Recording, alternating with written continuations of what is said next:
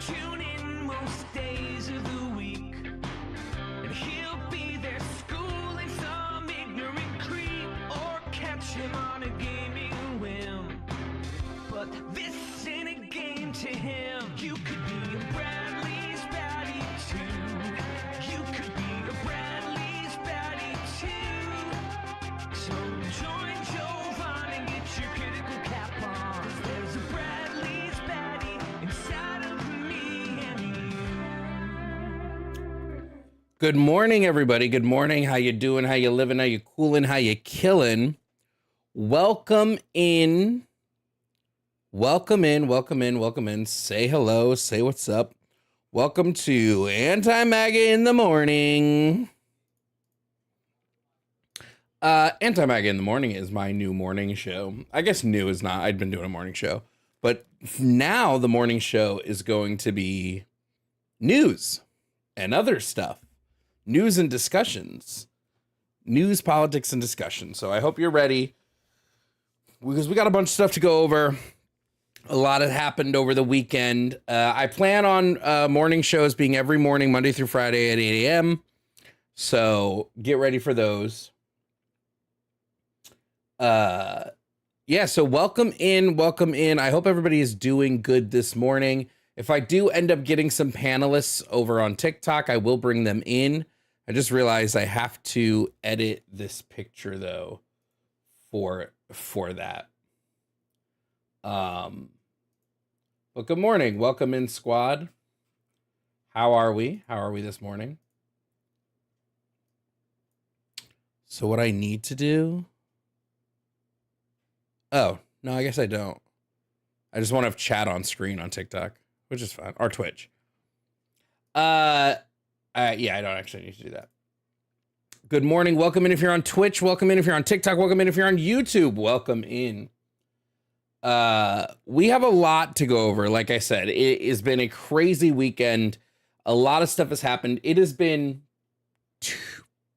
12 days since Trump became president-elect, and already shit has gone off the rails. Okay? Say it with me, chat. Shit has gone off the rails. Before we get started, I just want to remind you guys that the morning live discussions are brought to you by viewers like you. So if you'd like to see morning live discussions happen every morning, I do have a live tip goal. That live tip goal is just there if you want to support. Remember, all my content will be free except for the one-on-one debate replays, but everything is free. But if you want to support, that's the best way to support the morning live discussions. First of all, let's hop into our news, guys. Let's get into news so we can start going over everything again. If you do want to come up, if you're a normal panelist, I will bring you up if you send a guest request on TikTok. But right now, we're just going to go over the news, let you guys know what's going on in the world so we can get like some understanding. First and foremost, so we know that Elon Musk was picked as Trump's one of his Doge cabinet members. It's Elon Musk and Vivek Ramaswamy. Okay. First things first, guys, there's already tension in the Trump camp. Already tension in the Trump camp. Who would have seen it coming? Who would have guessed that there would already be tension in the Trump camp? Certainly not I. Certainly couldn't be me. What a shocking turn of events. You mean to tell me the billionaire is not getting along with all the politicians? Who would have seen that one coming? Anyway, Elon Musk is already having blowups with Trump advisors. Like, it's already going on, guys. I grabbed a Rolling Stones article, which means I can't see it. Hold on, let's pull up a full article. Kind of crazy, right? So basically at Mar-a-Lago, Elon Musk got into it with one of Trump's, first of all, have we also noticed, that Elon Musk is kind of definitely, for sure, without a doubt, who Trump wishes he had picked for his VP. Right? We can all recognize this, right? He definitely wishes he picked Elon Musk. He is not happy that he chose JD Vance. Because JD Vance, did you see the picture of all of them on the plane with the McDonald's? It's such a weird picture. This is a weird photo. Everyone in this photo looks weird.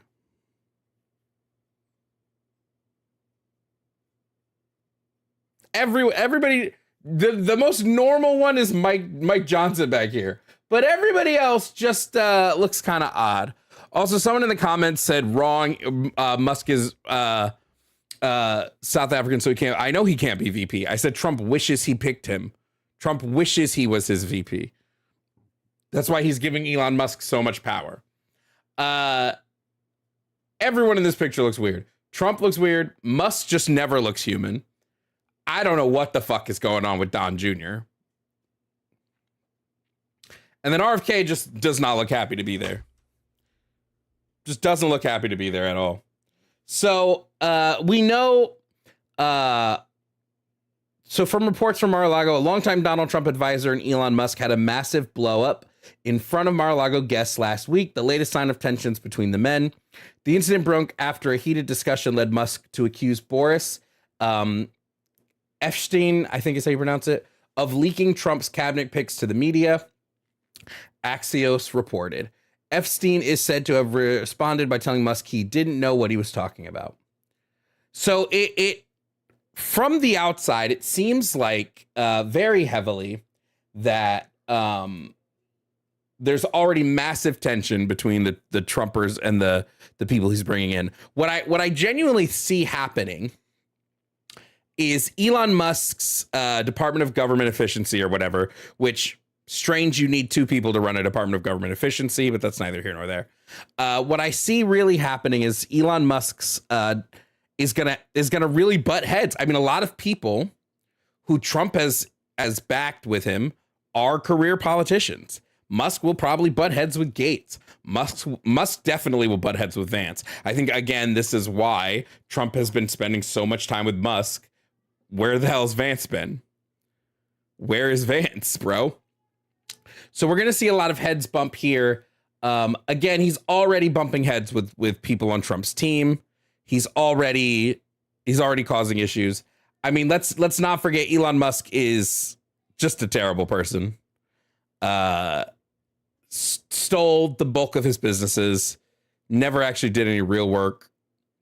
Elon Musk is a garbage human. So we know that there's already tension in the Trump camps. We already know about that tension in the Trump camps. Let's also go over some of Trump's picks. Now, first and foremost, I would like a formal apology from every single MAGA POS. I would like a formal apology right now in the form of reparations. In the form of reparations, I would like a formal apology. Because I was told, I don't know anything about Project 2025. I don't know who wrote it. I don't know the people. I've never read it. And yet, coincidentally, Trump decides that one of his picks, as specifically as the FCC chairman, is the guy who wrote the part of Project 2025 on what they would do with the FCC. But Trump never read it, right, guys? Trump never read it. Trump's never seen Project 2025. Project 2025 is so new to him. I've never read, what is the Project 20? I only know my Agenda 47. I don't know the clear and utter lie that I did. Whatever could you mean? This is just a coincidence. It has nothing to do with me.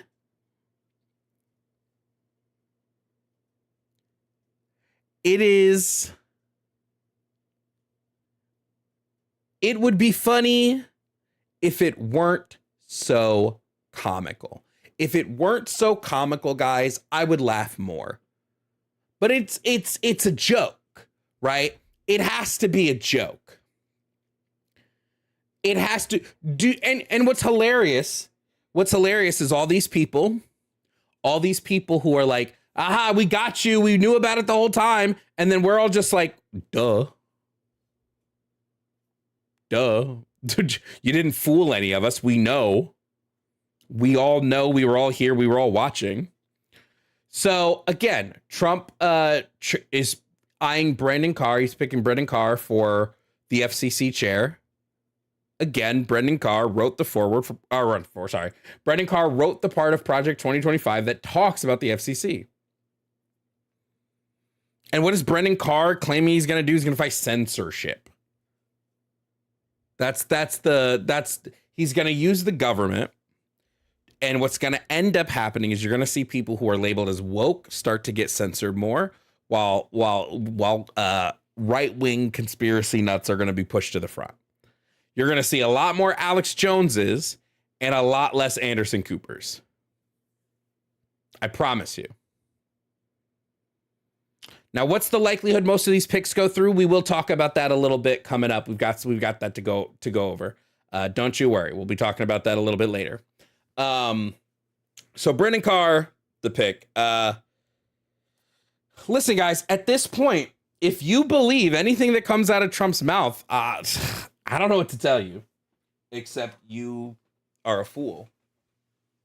Hold on. I gotta get my charger for my headphones. Except you're just a blatant fool. I do want to give a shout out. Can everybody please give a lovely baddie shout out to Elizabeth? Said, can you explain why Elon's body is built like a Cybertruck? I can't, Elizabeth, but I want to tell you this. I'm not the biggest fan of bullying, unless it's a billionaire. I think it's okay to bully billionaires, you know? I think bullying billionaires might honestly be the best thing we can do together as a society. So thank you, Elizabeth. Remember that morning lives are brought to you in part by viewers like you. I don't have any sponsorships. I don't get paid by anybody. I do morning lives out of the goodness of my own heart. That's a lie. I do them because it's fun. So if you like the new format where I go over the news with you guys and I tell you what's going on in the world and we do all of that, then, you know, you can consider supporting the morning live. Cash App and Venmo are in the link trees in my bio. I'll actually put my Cash App and Venmo on screen for Twitch. If you're on Twitch, I'm going to drop the Cash App and Venmo on screen so that you can see it. Give me a second.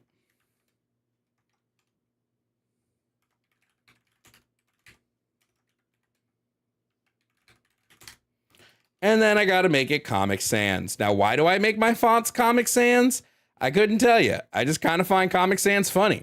It's like we've gone back. We've definitely gone back to where Comic Sans is funny again.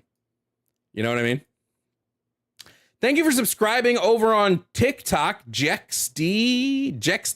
Thank you for subscribing over on TikTok. I'm going to try to do shout outs to everybody that subscribes, that donates, all that good stuff. So if I miss you, I'm sorry. Hopefully I don't miss anybody. All right, let's move on to the next. Comic Sans is easier for dyslexic people to read. That might be true. TikTok, let me put the K-shapes and V-mirrors on the board for you guys too. So maybe you guys can see them as well.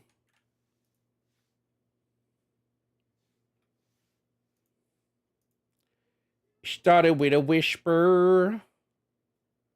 What? Oh, gosh. How's that? Can you guys read that over on the TikTok land? All right, let's continue going over some news. So we can go over what happened. What's up, Pickles Raid? Hopefully you guys are here ready to watch some news. We're going over news.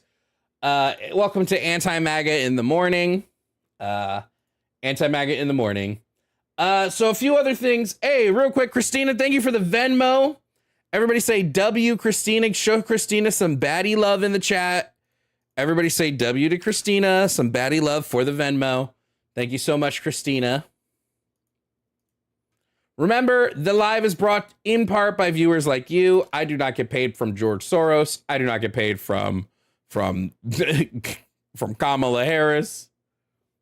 So, you know, whatever you guys send, that's what helps me out in the morning. First of all, Trump's border day one. Okay, listen, guys. There's a lot of things we have to talk about when it comes to Trump's border plan, okay? Some things I really need you guys to understand. First and foremost, there will be more concentration camps. I hope you understand, and I don't take this light, okay? I don't say this lightly. I don't say this as a bit. I don't say this to be funny. I don't say this. We need to be really serious about this. Trump is going to throw people en masse into concentration camps. That's what they're going to be. It's impossible for them to deport everybody on the first day. First and foremost, it's impossible. What's going to happen is they're going to round people up. They're going to put them into camps, and then they're going to slowly be removing them from the country. And it's not just going to be criminals. It's not just going to be... thank you again, Pickles Raid. Thank you, guys. It's not just going to be criminals. It's not just going to be people who have harmed people. It's going to be your friends. It's going to be your neighbors. It's going to be people's grandparents. And families are going to be separated. When asked about this directly, the Trump campaign said that people would be separated. Okay, so we need to understand that this is what's going to happen. Now, if you sit here and you go, well, they came in illegally, they should get, you're a bad person. I hate to tell you, you're not a good person. I hate to be that guy. I hate to be that guy, pal. But you're not a good person. You're just not. You're a bad person. So this is what's going to happen. Trump has already confirmed via social media networks that he is going to use the U.S. military to carry out mass deportation. Mass deportation on undocumented citizens. Now, something you need to know. Someone being undocumented does not mean that they're in the country, quote unquote, illegally. I don't like to use the word illegal. But someone being undocumented doesn't mean that the government doesn't know who they are, right? DACA recipients are all undocumented. So think about if Trump is able to remove DACA, he can deport anyone that's here as a DACA citizen. If you don't know what DACA is, DACA is the Dreamers. So DACA is going to be deferred action for childhood arrivals. DACA recipients are people who are brought into the country as children. They didn't even know they were here illegally. Their parents brought them in as children and oftentimes will lie to them, right? Because they don't want them to know. So what we're going to see is we're going to see a lot of this. So Trump already tried to come for DACA recipients his first term. He's going to again. And now that he's got much more sway in the Supreme Court, now that he has more sway in Congress, now that he has more sway in the Senate, now that he's removed people that disagree with him, let's not forget, Trump is going on a plan to remove generals and admirals from armed service and replacing them. I mean, he's quoted saying that he wants generals that are more like the generals that Hitler had. He's quoted saying this. Why? There's only one reason that you would want generals that would follow you the same way the Nazis followed Hitler. There's only one reason. It's because you want totalitarian power. And that is what we've seen from Trump. Trump is interested not in any sort of rule of law. He's not interested in checks and balances. He's not interested in any of that. He is interested in unilateral power. And he's going to get that unilateral power. And he's going to be doing all of these things in order to make this happen. And one of these steps is mass deportation. Now, let's remember 5%, okay? 5% of our workforce is undocumented immigrants. 5%. Do you know what happens to economy when 5% of the workforce just disappears? The economy will tank. And they've admitted to this. Elon Musk has said, YouTube is broken. Let me take a look. Is the YouTube working, guys? Someone confirm with me if the YouTube is working. I see it is working. Elon Musk has specifically said that everything is going to get worse, way worse, before it gets better. So things are going to get worse. So everybody's telling me the YouTube's working. Okay, we're good. You might just need to use a different device, different stream interdonut. So things are going to get worse before they get better. So I hope we're all ready for this. When it comes, you guys know my immigration stance, right? I believe the border should be open. I believe you should be able to come in day one. I believe technology has advanced far enough that we should be able to work with your country of origin to get an immediate background check sent over. So you come in, you meet with a judge, they check your background. If you're good to go, they ask you a couple questions, you come in, you're a citizen.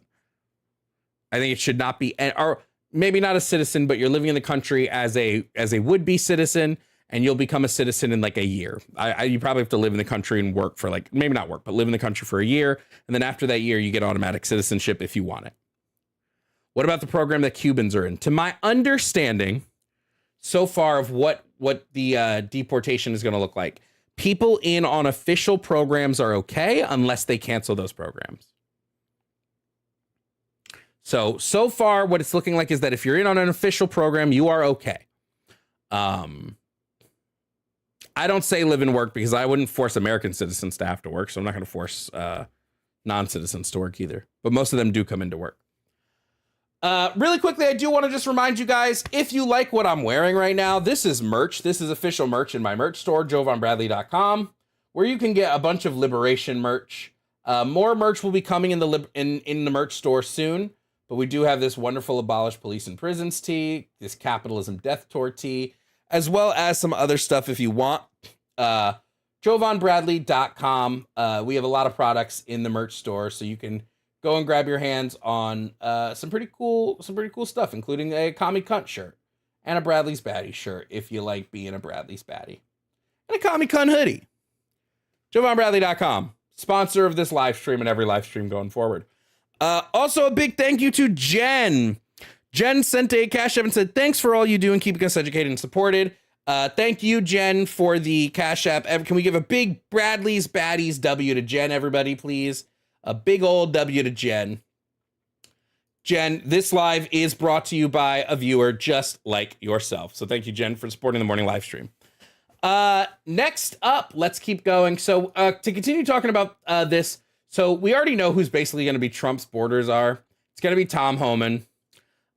He's been tapped to oversee mass deportations. He's the guy that's going to do it. So when we're talking about mass deportations, Tom Homan is basically going to run this. So remember how they were dubbing Harris a borders are when Harris was only overseeing 3 countries? He's directly overseeing every deportation. And yes, he's the child separation guy. So last week, while appearing on Donald Trump Jr.'s podcast, the president-elect's son asked incoming border czar Tom Homan what border and immigration-related action the public can expect to see on day one of the new Trump administration. Shock and awe, Homan responded. Shock and awe. He repeated with a smile. That is some super villain shit, bro. That is some super villain shit. Shocking. These are people. Okay. The thing I need you guys to remember is these are people. So shock and awe is absolute insanity. And we're really going to see Schnazi-esque removal of people. They're going to be, how do you think deportation is going to work? Do you think they're going to send them a letter and say, come to the police house, you're getting deported? No, they're going to go into jobs. They're going to go into schools. They're going to go into homes. They're going to pull people out of their cars. It's insane. Homan, also, his name, real quick. If there was an alien and you asked the alien to come up with a name that doesn't sound suspicious, Tom Homan is really suspicious. Like, it's one off from human. This is an alien wearing a human suit. I'm just saying. Tom, what's your name? Tom. Tom what? Tom Homan. Homan. Tom Homan. It's so funny. Homan, who served as the acting head of Immigration and Customs Enforcement during the first Trump administration, has suggested he's been waiting more than 2 years for this moment. At a public event last year, he recounted how over dinner in Las Vegas in the middle of 2022, several months before former President Donald Trump announced his re-election bid, Trump confided in Homan that he was going to run for the White House again and asked if he could count on Homan to return with him. As Homan recalled, he told Trump, "I'll tell you what, sir, I'm so pissed off I'll come back for free."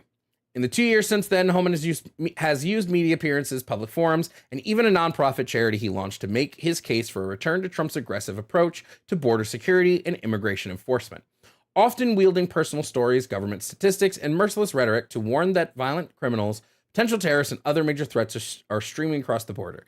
Now, I need you guys to understand something so serious right now. So serious.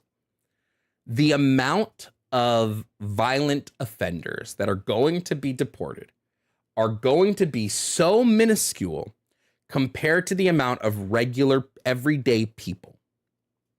Okay, this idea that there stems all these violent people coming over the border and it's not true. It's not backed by actual relevant data. It is a myth. It was a lie told by MAGA Republicans. It was a lie told by Donald Trump so he could get into office and so he could kick out all the brown people. Let's just call it what it is. Because I'm telling you, a few things to remember. The bulk of people who are in this country undocumented are not people crossing over the southern border. It is visa overstays. 60% of the people coming across our border are visa overstays. 60%, guys. So we're not going to be getting rid of all these border jumpers. That's not what's happening. What's happening is you're going to have people that were vetted and were allowed in this country who are still here because they just didn't want to leave. Now they might. I mean, we've seen a big push in people that want to become expats.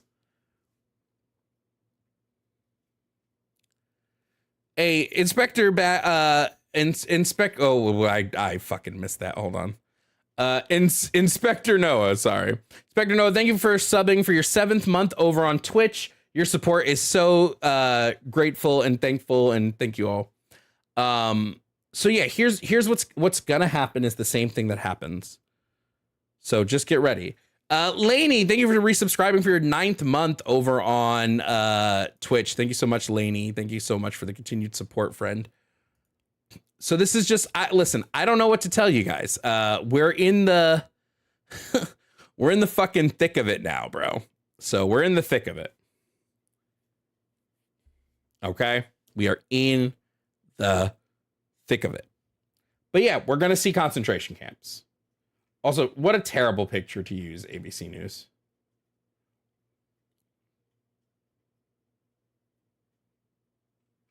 So let's move on to our next topic. Matt Gaetz's ethics report. Spike Howell, thank you so much for gifting 5 subs over on Twitch. Everybody give a big Bradley's Baddies W to Spike Howell. And thank you, Mad Gabs, for subscribing for your 9th month over on Twitch. You just say concentration camps? Yeah, because they're going to be concentration camps. They are going to make camps to concentrate a large portion of the population into. Let's go over Matt Gaetz' ethics report. So here's a few things to know about Matt Gaetz's ethics report. First and foremost, a bunch of Republicans also want this thing released. Okay, so there's a full report completed, and in fact, Mike Johnson went on the news to say, well, we can't release his ethics report because that's just unheard of. You know, you can't release an ethics report of a senator, right? You just can't do that. Well, let's see how that conversation went between Mike Johnson and was it Tapper? One of your now former members, former Congressman Matt Gaetz of Florida, has been nominated for U.S. Attorney General. Gaetz, as you know, had been facing a House Ethics Committee investigation over numerous allegations, including one that he had sex with a 17-year-old. We should note that Gaetz denies that allegation. On Wednesday, you said this about the House Ethics Committee's investigation. The Speaker of the House is not involved in that, can't be involved in that, so I'm not really the person probably to answer that question. But on Friday, you did want something to do with it. You said the House Ethics Committee report should not be released. In between those two comments, you did speak with President-elect Trump. Did he encourage you to change your position and to squash the House Ethics Committee report from being released? No, he did not. The president and I have literally not discussed one word about the ethics report, not once. And I've been with him quite a bit this week between Washington and Mar-a-Lago, and last night in Madison Square Garden. But this is what I'll tell you about that. What I said is entirely consistent. The Speaker of the House is not involved in ethics committee work, can't be, shouldn't be, because the Speaker can't put a thumb on the scale or have anything to do with that. So I have no idea what the contents of this report would be. I didn't even know about it, Jake, until the middle of this week when it was announced in the press. What I have said with regard to the report is that it should not come out. And why? Because Matt Gaetz resigned from Congress. He is no longer a member. There's a very important protocol and tradition and rule that we maintain that the House Ethics Committee's jurisdiction does not extend to non-members of Congress. I think that would be a Pandora's box. I don't think we want the House Ethics Committee using all of its vast resources and powers to go after private citizens. And that's what Matt Gaetz is now. He is no longer a member of Congress. So I think that's a really important guardrail for the institution, and that's what I was speaking to in those sound bites. The House Ethics Committee in the past has released reports of individuals who resigned from Congress, Congressman Bonner, Congressman Lukens. The House Ethics Committee, after the resignation of Mark Foley, even began an investigation and then released a report. So it's not unprecedented, and there are a number of Senate Republicans. I mean, this report's already done. It's not a question of continuing it. It's finished. There are a number of Senate Republicans who want to see it. They say it's important to their advice and consent role. Take a listen. I think there should not be any limitation on the Senate Judiciary Committee's investigation, including whatever the House Ethics Committee has generated. And we should have access to it one way or another based on the way that we do all of these nominations.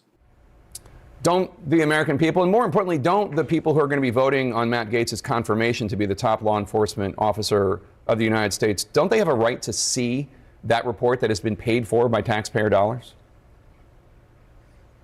Two important points here, Jake. Number one, my understanding is that the report is not finished. It's in a rough draft form, was not yet ready to be released. And since Matt Gaetz left the Congress, I don't think it's appropriate to do so.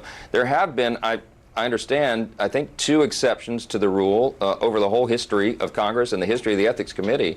But I wasn't the Speaker at that time. I'm the Speaker now. The Speaker does not have the authority to stop the release of a report by the Ethics Committee, but I've just simply said what I... So, at the end of the day, there's something in this report, okay? If there wasn't something in this report, Mike Johnson would not be so hell-bent on keeping it hidden, okay? Now, here's the thing. The House Ethics Committee report has been made available to a number of members of Congress. So more and more Congress members are reading the report and gaining access to the report. This is as of this morning, as of yesterday evening. So the report is getting out there.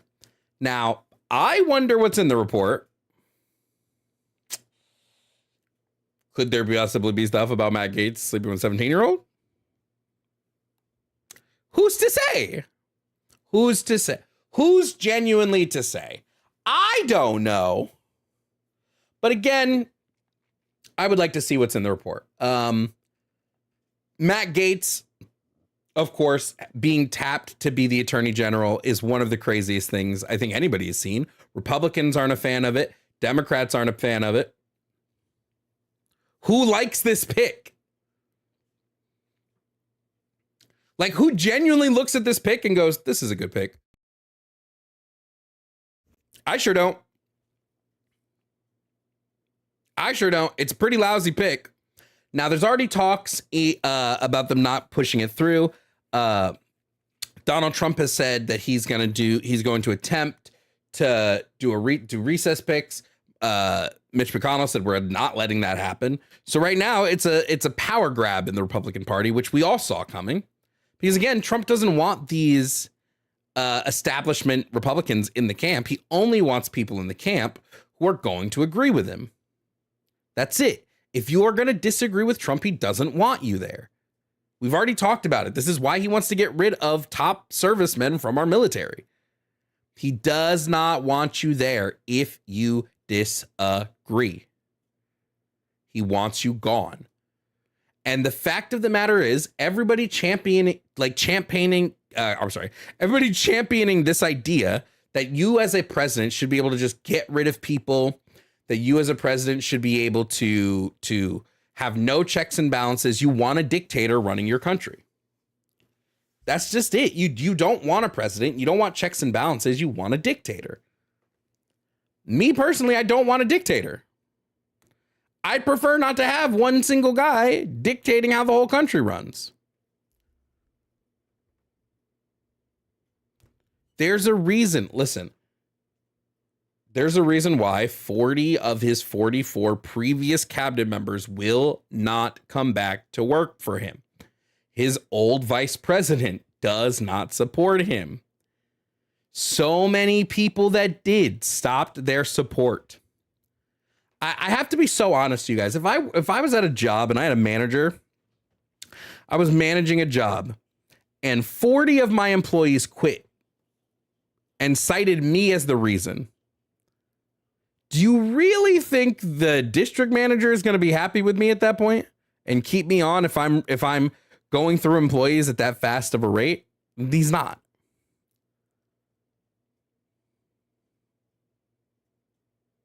But what we have found is that MAGA does not care. Why? Because they're in a cult. Trump can do no wrong. You guys have heard me ask MAGA Republicans, hey, is there anything you can criticize Trump for? And they say no. He's a great man. He does no wrong. If you can't criticize a politician, because that's what he is now. He's not a businessman anymore. He is a politician. He spends his time campaigning and running a political campaign. He's no longer a businessman. He's a politician. So anyway, we'll see what happens with Matt Gaetz' ethics report. Hopefully it gets released and we can get some, what's the word I'm looking for? Maybe closure on the Matt Gaetz saga. Maybe the Matt Gaetz saga can end. Next up, another one of Trump's fucking picks, Sean Duffy. So Trump seems pretty hell-bent on rewarding the people at Fox News who were nice to him. He seems pretty hell-bent on this. Thank you for the follow over on Twitch. So if you were nice to Donald Trump, you get rewarded. So Sean Duffy, who is a current Fox host and former congressman, is going to be the transportation secretary. Okay. Not much to say about that. Except Sean Duffy is fucking crazy.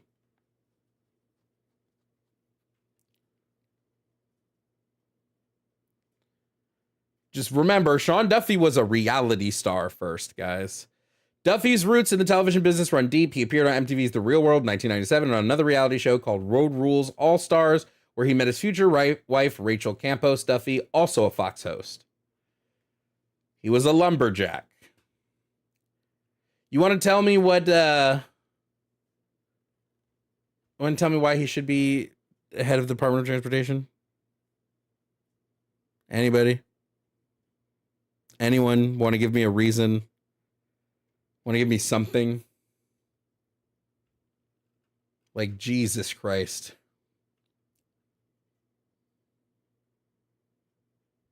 Now we'll see. We'll see what happens. Now here's the thing. Trump is going to get to coast on a few things. If the Republicans don't halt what's going on with the infrastructure bill, he's going to get to claim all these bridges and roads that are being built currently when they finished. He's going to get to claim all this infrastructure. He's going to get to do all of this. So we'll see how Sean Duffy turns out. We'll see how they get confirmed. Right now, the only person I don't I don't see getting confirmed is Gaetz. Everybody else will probably get confirmed. Even fucking RFK Jr. will get confirmed. But right now, Gaetz is the only one that like we have some interest in. Okay. Real quick, just another shout out. Remember that this stream and all streams are sponsored by viewers like you. You can purchase merch if you'd like to in my merch store, jovanbradley.com. Merch does have liberation meanings as well as just a classic Bradley's Baddies tee. I'm currently wearing one of my favorite pieces of merch, the Capitalism Death Tour shirt, which you can purchase on my merch store. Love it in the blue. Here it is in all its glory. Designed by Lilia, one of our community members. So jovanbradley.com, and you can pick up any of the any merch on my merch shop. And remember, the stream is also sponsored in part by viewers like you. Your tips to the Cash App or Venmo do help me continue the morning lives. Subscribing on Twitch helps me continue morning lives. We will be live, remember, every morning, Monday through Friday, 8 a.m. to 10 p.m. or 10 p.m., 8 a.m. to 10 a.m., going over the news, having discussions, doing all of that good stuff, okay? So we hope to see you guys every morning, 8 a.m. to 10 a.m. Next up, I just want everybody, okay, look me in the eye. Chat, look me in the eye. If you fucking told me, well, Trump's no tax on overtime is such a good thing. Well, a Trump judge recently blocked Biden's administration's rule to expand overtime pay. So what Biden administration did is they created a rule that would expand overtime pay to people who are on like salaried workers. So salaried workers could get overtime because salaried workers deserve overtime, because if you work longer than your scheduled hours, you deserve overtime. And what happened? A Trump judge blocked it. Said, no. A federal judge in Texas has blocked a new rule from the Biden administration that would have expanded access to overtime pay to millions more salaried workers across the U.S. On Friday, U.S. District Judge Sean Jordan sided with the state of Texas and a group of business organizations that argued the Labor Department exceeded its authority when it finalized a rule earlier this year to significantly expand overtime pay for salaried workers, ruling that the department could not prioritize employee wages over job duties when determining eligibility. Under the federal law, nearly all hourly workers in the U.S. are entitled to overtime pay after 40 hours a week, but many salaried workers are exempt from that requirement unless they earn below a certain level. The Labor Department's now scuttled rule would have marked the biggest increase to that cap in decades. Employers were required to pay overtime to salaried workers who make less than $43,880 a year in certain executive, administrative, and professional roles of July 1. And that was set to raise to $58,656 next year. The Labor Department estimated that an additional 4 million lower paid salary workers would become eligible for overtime protections in the first year under the new rule. An additional 229,900 higher compensated workers were also expected to get overtime entitlements through separate threshold increases. So please remember, I hate to tell you, I hate to be that guy, chat. I hate to be that guy, but you need to remember that they do not care about you. They do not care. They're not your friends. They're not your buddies. And in fact, a way that you know that the Trump administration does not care about workers is Elon Musk is a part of the administration. And what is Elon Musk's SpaceX currently doing? They're challenging labor laws in federal court, along with Amazon. Attorneys for Amazon and Elon Musk's SpaceX argued in a federal appeals court Monday that the National Labor Relations Board structure is unconstitutional, advancing a legal fight that may last into the Trump administration, where Musk is expected to oversee bureaucratic cost cutting. A panel of 3 judges at the 5th U.S. Circuit Court of Appeals in New Orleans heard separate oral arguments in the SpaceX and Amazon lawsuits, which the 2 companies initiated after the labor agency filed complaints against them in disputes about workers' rights in union organizing. The complaints, guys, are they were union busting. Now, what is union busting, chat? Union busting is a practice that workplaces utilize in which they go in and they break up unions before they can start, with a lot of practices. Now, union busting is completely illegal. It is not legal to union bust in the slightest. Union busting has been, will be, and is illegal. So they were overseeing cases about union busting. A ruling in favor of the companies could immensely diminish or paralyze the nearly century-old agency, which is tasked with enforcing labor laws and setting labor-related complaints workers lodge against their employers. The issue may eventually reach the U.S. Supreme Court, which has a conservative majority and has issued rulings curbing the power of government agencies. So remember, when the Supreme Court made its Chevron ruling earlier in the year, they basically cuckolded 3-letter agencies. And what could happen if this goes to the Supreme Court is they could say the same thing about the Labor Relations Board. The 3 appellate judges who heard Monday's arguments questioned the legal maneuvering by Amazon and SpaceX to get their cases to the 5th Circuit, where jurists nominated by Republican presidents dominate the appeals court. A lawyer for the NLRB emphasized during the hearing that both companies filed their appeals after lower courts did not give rulings by requested deadlines.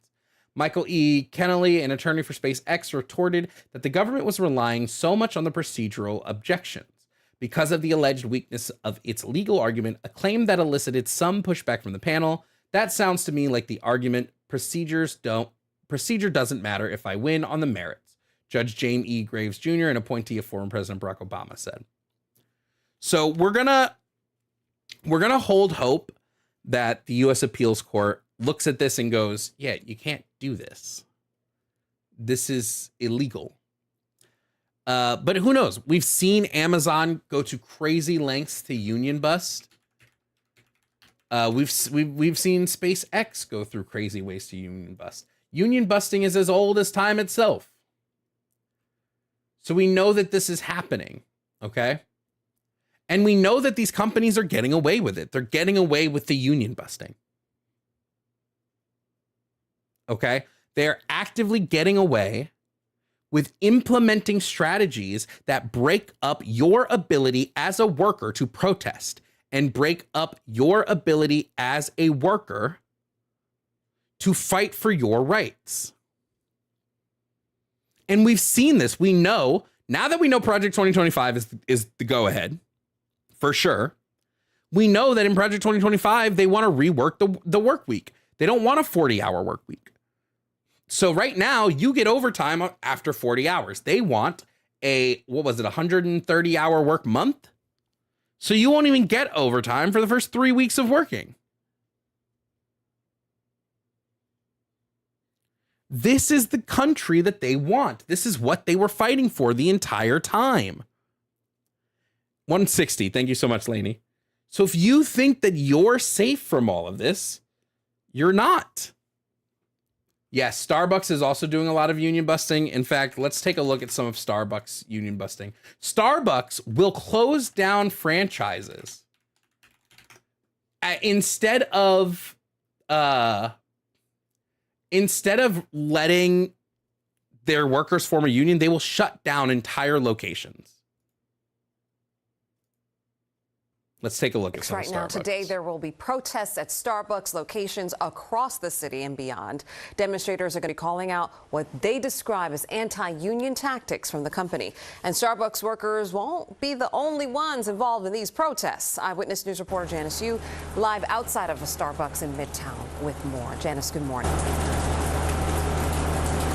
Good morning, Shirlene. This is being called a day of action. This Starbucks here behind me on 5th Avenue and 47th Street, just one of about 200 Starbucks locations that will be locations for where people will be protesting today. Not only Starbucks employees, but members of more than a dozen unions will be joining in as well. Of them, the Writers Guild of America, which is on strike right now. This is a result of the ongoing dispute over stores unionizing. Workers at about 300 U.S. Starbucks locations have voted to unionize. Employees say they want better pay and benefits and consistent schedules. A federal judge found the coffee giant violated labor laws during a unionization campaign in Buffalo. Judges have also forced the company to reinstate labor organizers who were fired from stores. Starbucks says it already offers some of the best pay and benefits in the industry, and that stores work better when they work directly with the employees rather than through unions. Now, Starbucks Workers United, that's the union that represents some of the members of employees of Starbucks. They are asking the public to join in as well and handing out flyers and showing their support for their unionization efforts. This store, again, one of the locations, one of 2/3 of the Starbucks in the city. All of them will be gathering. There will be locations, for the protest this morning.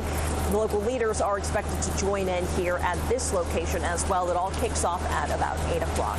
Live in Midtown.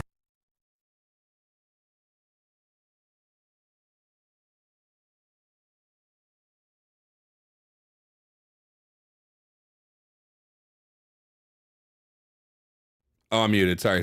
Muted. What I was trying to say is they don't care about you guys. They don't care about you. They don't care about the worker. That's not what they're here to do. They are here to make a profit, and you are the tool that they will utilize to make that profit. Okay? I just want you all to be aware of that. All right. Our last little bit of news before we open up for the discussion portion of the morning is this. Listen, guys, I believe, before we say the news, I'm going to tell you what I think about some of this. I believe we should be teaching the Bible in school, but I believe we should be teaching it from the lens of this is a book that is utilized for religion, because I think we should be teaching all religions in school, but it should be more of like the sociology or when I learned about religion, it was in social studies. I didn't learn about religion. Like, I'm not saying we should be teaching the Bible as a history book. It should be taught because it's part of world history. But Texas officials, okay, this is the fun part here. Texas officials set to vote today on adding Bible lessons for K-5 classes as some states push Christianity in public schools. So they're... Remember that whole separation of church and state thing? I don't know if you guys remember. There was this thing where church and state were supposed to be separated. And trying to remember what that was. Oh boy. I just can't believe here we are. Officials in Texas are set to vote Tuesday on a controversial new public school curriculum that incorporates Christian lessons from the Bible as early as kindergarten, while putting less focus on other faiths. The State Board of Education will vote on revisions to K-5 reading and English language arts materials that are part of Bluebonnet Learning, an optional state-owned and Texas education agency developed open education resource that can earn schools $40 per student annually for adopting it.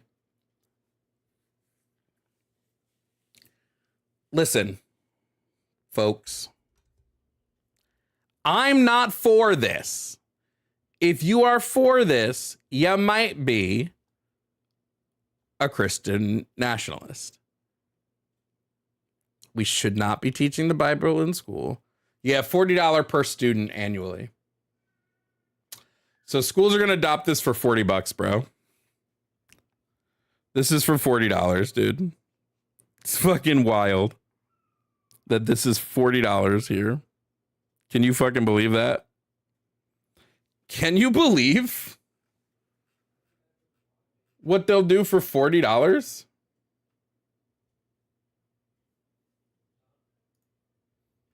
Like okay. As part of his plan to I'm going to show you guys this. Remember, like, this isn't new. Remember, there's somebody in Oklahoma who is literally forcing students to watch him pray for Donald Trump. I'm going to have you guys watch this while I quickly use the bathroom and refill my water. Then we're going to get into more open discussion. So if you've been itching to have a conversation over on TikTok, put in your guest requests now, and I'll be letting in guests to have a conversation. Once we're done, we can talk about all the news we went over and anything else. So if you've been itching to join the conversation, please send a guest request that is open to all friendlies and all ops. I'm going to play this while I use the bathroom and go tinkle tattle, and then I'll be right back afterwards. As part of his planned overhaul of the federal government, President-elect Trump has repeatedly vowed to abolish the Department of Education. That call has been echoed by Oklahoma's top educator, State Superintendent of Public Instruction, Ryan Walters. He is calling for Elon Musk and Vivek Ramaswamy to close the department on, quote, day one. And in the wake of Trump's win, he announced the creation of a new Department of Religious Freedom and Patriotism in the state. Here's some of that announcement. For too long in this country, we've seen the radical left attack individuals' religious liberty in our schools. We've also seen patriotism mocked and a hatred for this country pushed by woke teachers' unions. We will not tolerate that in any school in Oklahoma. Walters is requiring that all public schools in the state show students that video, which includes him leading a prayer for President-elect Trump. It's a mandate that several districts have already said they are disregarding. And that pushback comes as Walters is already facing 2 lawsuits stemming from his earlier mandate that schools incorporate the Bible into lesson plans in grades 5 through 12. Last week, he also announced the purchase of 500 Bibles, which appear to be the Trump-endorsed God Bless the USA version for use in classrooms across the state. Ryan Walters is joining us now. I really appreciate you coming on to have this important discussion. As you know, your state's Attorney General's office says you don't have the authority for this mandate to play that prayer video. So what authority do you have to mandate schools to show your prayer video where you also pray for President-elect Trump? Look, I've continued to hear the gaslighting from the left, and frankly, even from this network, pushing lies about what's going on across America. President Trump has a clear mandate. He wants prayer back in school. He wants radical leftism out of the classroom, wants our kids to be patriotic, want parents back in charge with school choice. We're enacting upon that agenda here in Oklahoma. That's what our parents want. Every county in Oklahoma voted for President Trump. His agenda is crystal clear, and we're going to enact it in the state of Oklahoma. I'm not going to take the bait on what you said about gaslighting from this network on this. I'm asking you a specific question. Where is your authority specifically coming from? As you know, thousands of people, including parents who signed a petition to impeach you with more than 14,000 signatures at last check, say this is government overreach and you're taking control away from local parents, local school boards and parents over their kids. What do you say to that, and where is your authority coming from to enforce this prayer video to be played in schools? You know, I appreciate you pushing that left-wing narrative here, but here's the reality. It's not a left-wing narrative. I'm literally talking about a petition that parents have signed that's gotten more than 14,000 signatures that have raised this issue. It's pretty clear on religious liberty. The Constitution's crystal clear on religious liberty. I know the left doesn't want our kids to know anything about the role the Bible played in American history. They don't want any of our kids to know about the Constitution.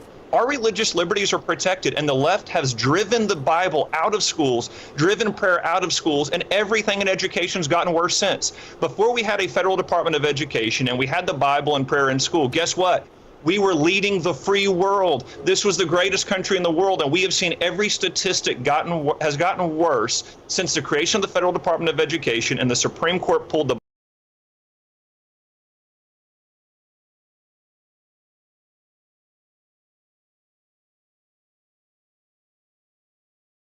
Oh, sorry. Jesus Christ. I want to remind you guys, okay? The Department of Education makes it so that disabled students are able to receive proper funding, IEPs, all of this other stuff. So when they go, oh, well, the Department of Education is a bad thing. They're just fucking dumb.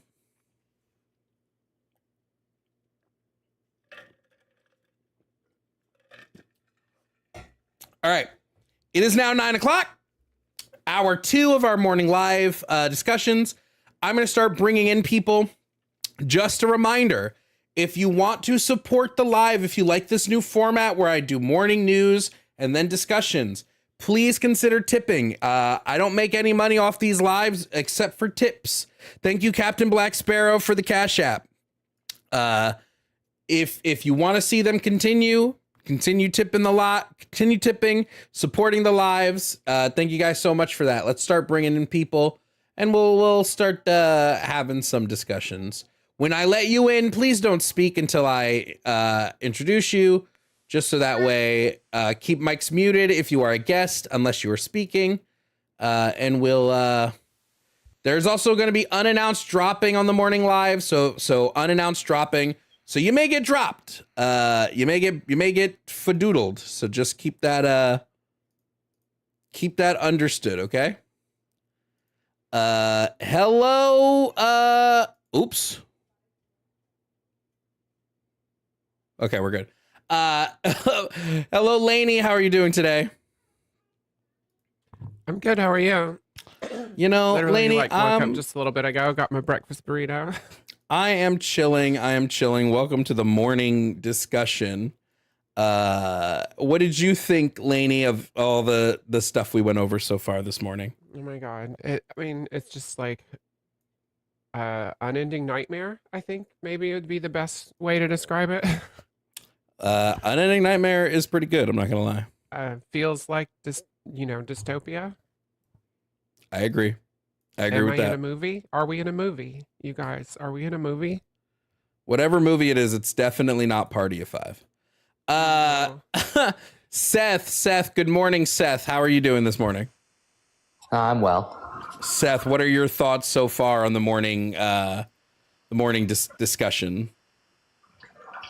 Well, I joined right about before you brought up the video of Superintendent whoever the fuck.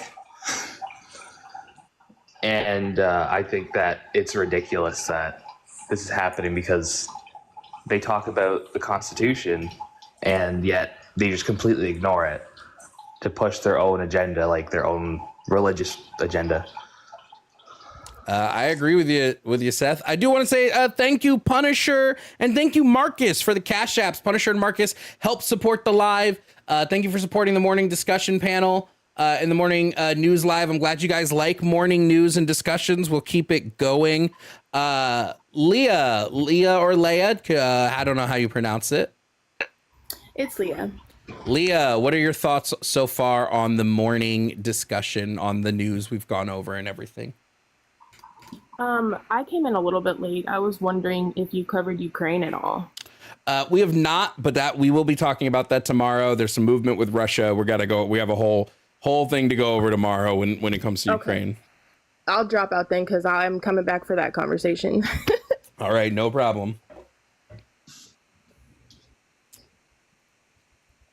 Sig flavored Jewel. That's a crazy name. What did you think so far of the morning discussion and some of the topics some of the news that we went over this morning?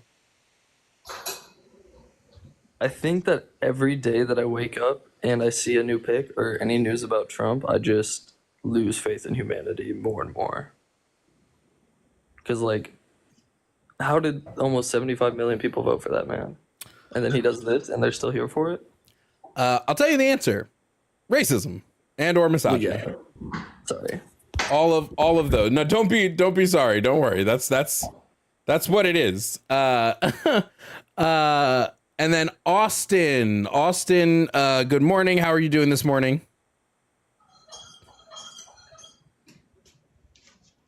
Hello, Austin. Are you there? Hey, sorry.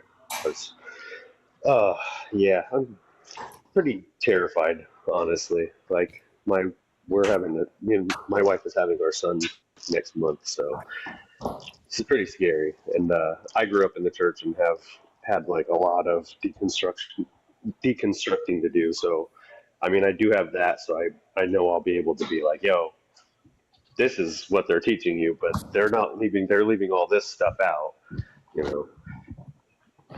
Yeah, So. I think actually I'll say what I think after Yumi game on. Good morning, welcome in. What are your thoughts this morning on the news we went over and all the topics on the board? Hello. Good morning. There we go. Good morning. Good morning. Same sentiment as Sick Flavor. You talking about the concentration camps? I'm in Arkansas. They built after the election. It was Sarah Huckabee finally released the information that she built a 3,000 bed tent prison in a farming community near us. I'm from Arkansas originally. That woman is a nightmare. She is. And then you mentioned Amazon going against the labor laws, and I work at Amazon, and I've been hearing a lot of crazy things. But I'm an older worker too, but not that much older. But I feel like I work with a bunch of kids, and now I'm worried that in a year or two, I could literally be working with 14, 15, and 16, 17-year-old boys, because who's going to replace the women when they tell the women they're not allowed to work? And we got to remember, they've already attempted to push back child labor laws all the time. This is one of the things Republicans have attempted to do. Let me pull this up. Yeah, like the what is it? The what do you call that term? When you work somewhere for free, internship. Yeah, they like work. I was gonna say slavery. Yeah, slave labor. No,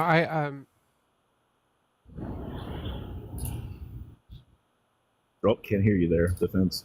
I'm sorry. Yeah, we lost you. I grew up in Arkansas in the 80s and 90s, and I was working jobs like 20 hours a week after school and on the weekends at the age of 14.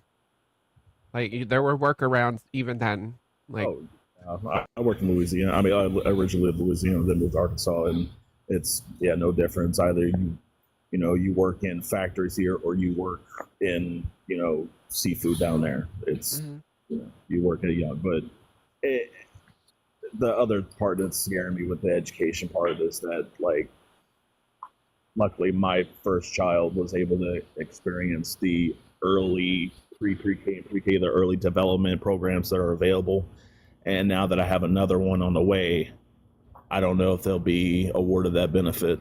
And try to bring up at the PTO what is the plans for anything that happens with the Department of Education. Basically, everyone's just not sure what to do at this point. No one knows what to do. Well, this is what we've been saying. I think it's very obvious that Trump and his base lied. I mean, I think we all knew this going into the 2024 election, that Trump was going to primarily lie.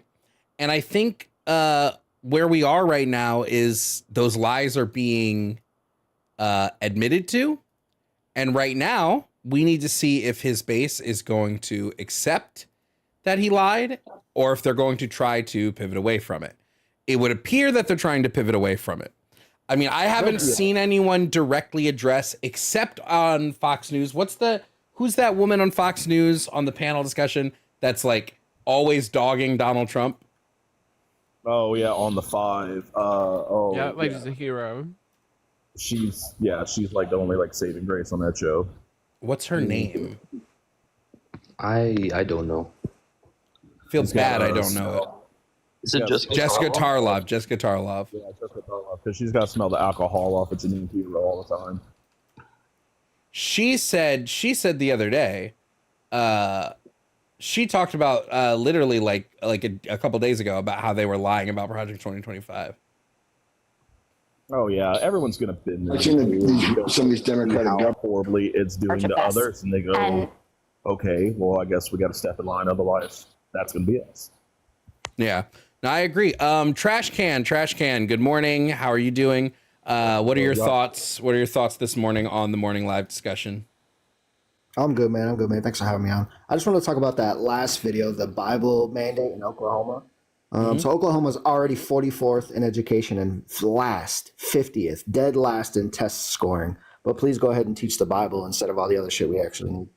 For real. Yeah, the state hates him. Like, and I don't know how he has such staying power. Like, so As many part of people like cannot stand this guy and his like overreach of his position. That he hired Kaya Reichek of Libs of TikTok to oversee book bannings in the state. She has no experience in library science or literally anything except for, I think she was a real estate broker who became an internet troll hating queer people.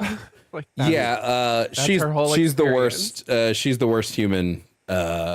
I'm actually genuinely low key wouldn't be surprised if Trump taps her as the Department of Education pick. Would not. I'll be shocked at all. No. so honest. It wouldn't surprise me. Queen Tamia, how are you doing, Tamia? Welcome in. What are your thoughts this morning, friend? Good morning. Thank you so much for having me. Obviously, I am not shocked. I don't even think I have it in me to be appalled anymore either. It is very much so. I don't know. I feel like I'm like dissociating more and more and more from the things that are happening. Like I'm taking it in, but I feel like the more things happen, I'm just like, and I knew this would happen, and I knew this would happen, and I knew this would happen. But I really wanted to focus on. I was having a conversation with some people, and I wanted to ask if anybody else thought that the getting rid of the Department of Education is also kind of eugenics, because when we think about some of the people that are going to be like primarily affected, it's going to be the impoverished and then simultaneously the disabled as well. And when you don't have education, that means that you lack everything else. That means you don't have access to resources, and you also don't know how to gain access to those resources, which is going to keep you in the same circle. And that's exactly what they want. They don't want disabled people to exist. They don't want poor people to reproduce. They don't want disabled people to reproduce. And it's like, how far do people think that they're gonna go? Because if they think they're gonna just stop, with the disabled, with the impoverished, it's not. It's not. They're gonna start becoming more and more specific with their targeting. They just try to figure out the easiest ways to get to the most vulnerable. And obviously that starts with the uneducated, keeping them uneducated so that way they can use them, manipulate them, whatever they want to. What are your thoughts? Real quick, not to take away from any of the absolutely brilliant things that you said, but did anybody watch me just completely spill water all over myself just now? I did. It was hard. I missed that. The ice in my cup shot back at me a little too quick for comfort. It was hard not to chuckle, I will say. I will say, and Mike from Gen Tech pointed this out on Twitch, and I do agree. I actually think that they want as many poor people as possible. I think what we're actually going to see, first of all, I'm almost certain we're going to see some sort of state mandate on sex ed under the guise of woke. They're going to try to remove sexual education, at least comprehensively, so that way more teen pregnancies can happen. They want a consistent workforce. And the best way to do that is to get your people poor and then get your poor people pregnant. I agree with that, but I don't think that they even want their, impoverished and like their help. I think they even want that to look a certain way. I don't think they I understand that. don't want Yeah, like they don't want, just anybody. No, they want to be able to, because when you look at a clearly disabled person, it obviously makes people uncomfortable and they don't want to deal with it. They don't want to deal with it because they're face to face with their own actions and what they're actually doing. And that's a hard pill for them to swallow, whether they want to admit it or not. I also want to welcome in Whaley. Whaley, welcome into the live. What are your thoughts this morning on the topics we've been discussing? Hi. Can you hear me? Okay, there we go. Hi, good morning. I guess the biggest thing for me was when you were talking about the like the taking away like the Board of Education and then bringing like the Bible study and stuff like that into school. And unfortunately, I like to say that I live in Trumpville, USA, aka Tennessee, and it is they already do stuff like that where I'm at.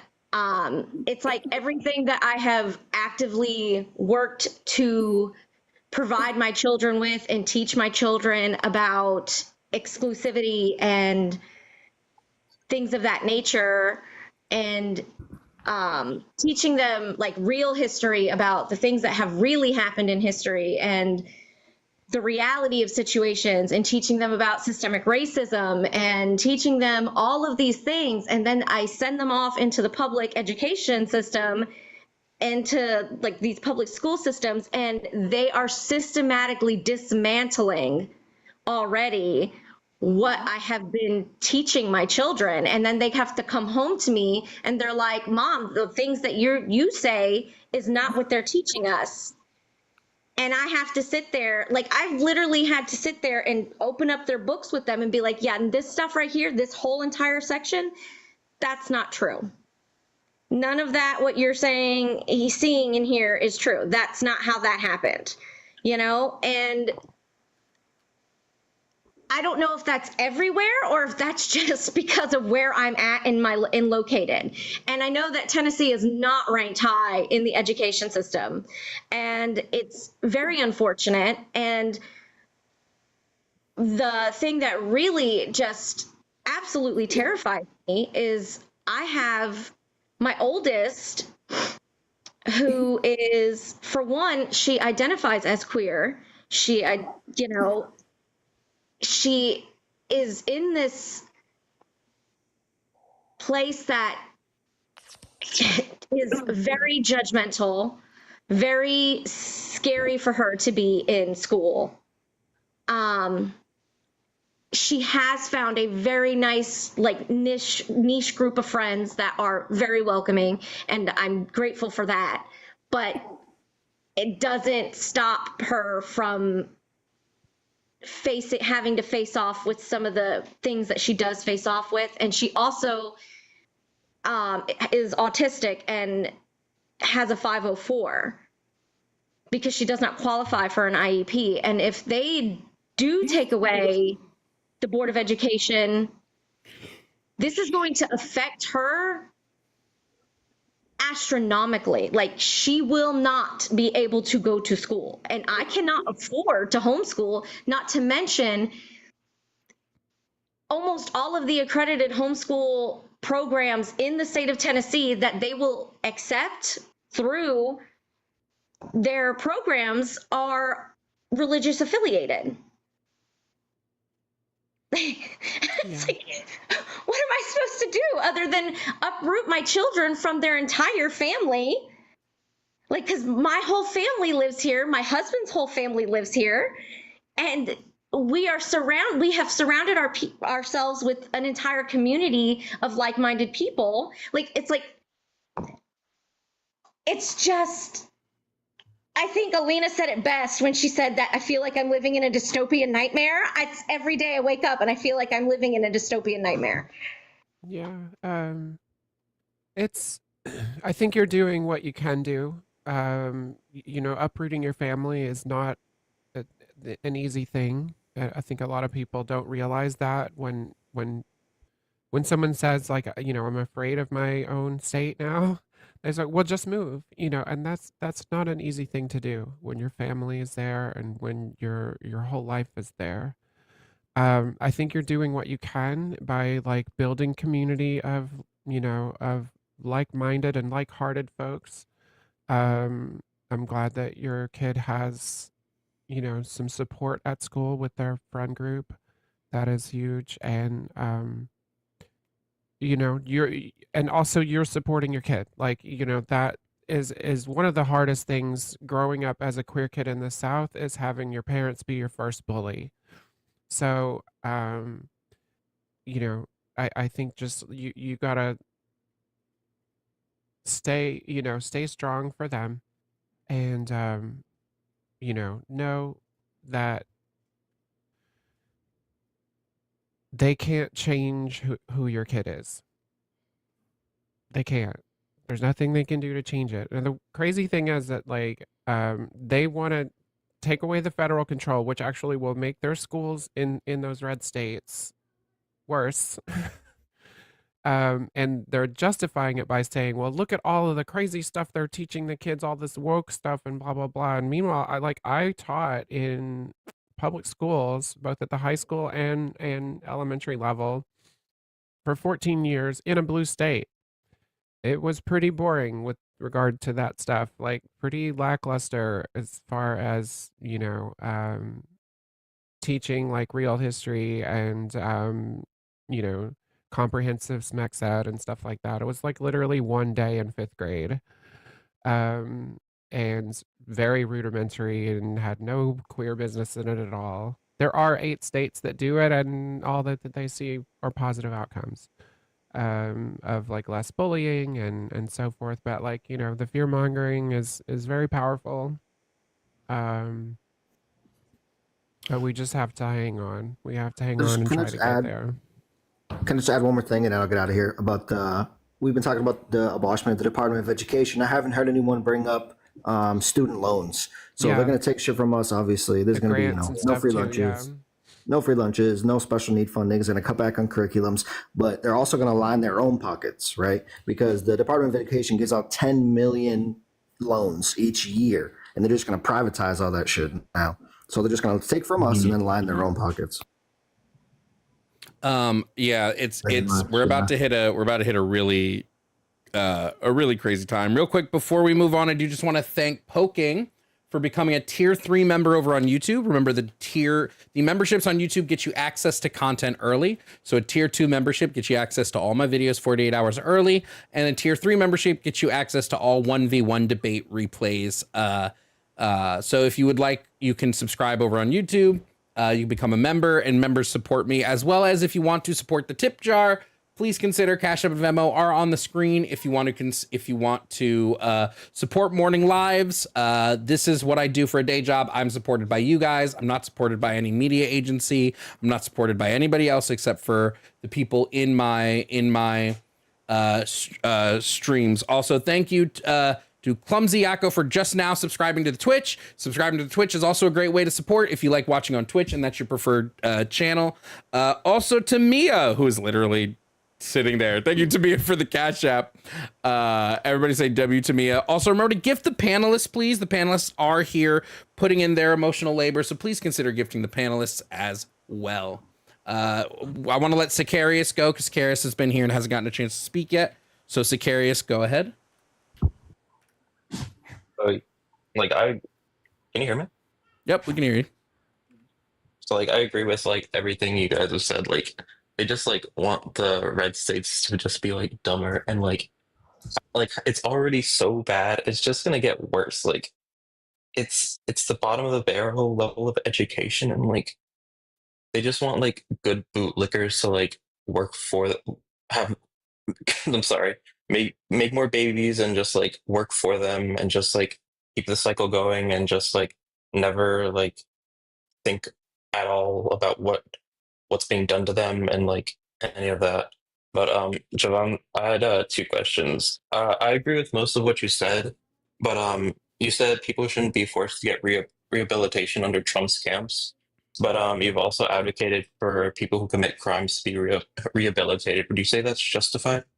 Yeah, when I talk about people who commit crimes, I think there's a difference between committing a crime and like that's your repayment for the crime, so your punishment or repayment to society, versus homeless people just being thrown into camps because they're homeless. Yeah, you know what I mean.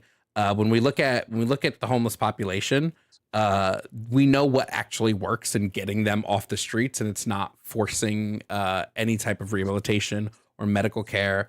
It's not forcing any of that, right? It would be things like UBI. Like I've brought up the Denver, Colorado UBI experiment, and we saw that through that experiment, 46% of the homeless people who houseless individuals under that experiment, there were 6% of them housed at the start of the experiment. At the end, 46% of them were housed. So we know it actually works. But yeah, when it comes to, I think there's a difference between punishment for a crime and this. And I think to create a crime category, which is what Donald Trump wants to do, he wants to create a category of crime in urban camping, so that way he can punish these people for something that he views as just detestable in society. Yeah, we just don't do these proactive policies because it's just like, it's like, oh, that's socialism, you know, like just straight up criminalization of homelessness.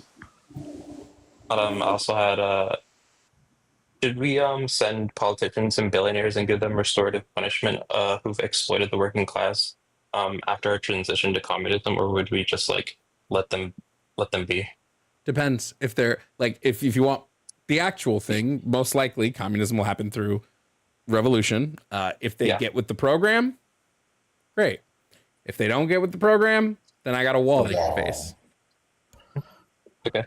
Billionaires, we have to look at like billionaires as a whole. Billionaires have caused so much damage. I mean, what is it? It's 1% of the world's population outputs as much, or is it more? Outputs more carbon emissions than 66% of the world's population.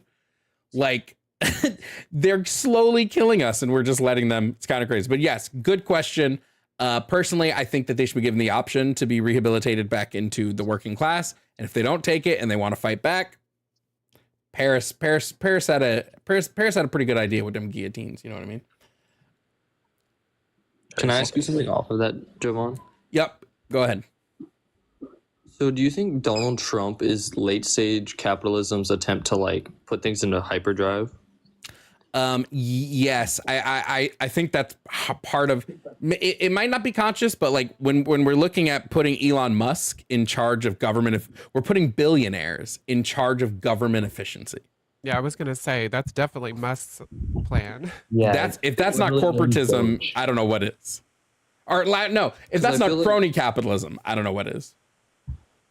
I feel like the flame is gonna burn so hot, it's gonna burn so bright, it's gonna burn out so fast. In my opinion. Like, it's all going to crash down really fast in the way that it's going within the next 10 to 20. I don't know. It hasn't crashed in 8 years. I think capitalists could learn a thing or two from the story of Icarus, honestly. I do want to say thank you, Poking, for the $10 super chat on YouTube. Poking said, being one of the only clear thinking people in my family, it's hard to listen to my grandmother being brainwashed by other family members about this stuff.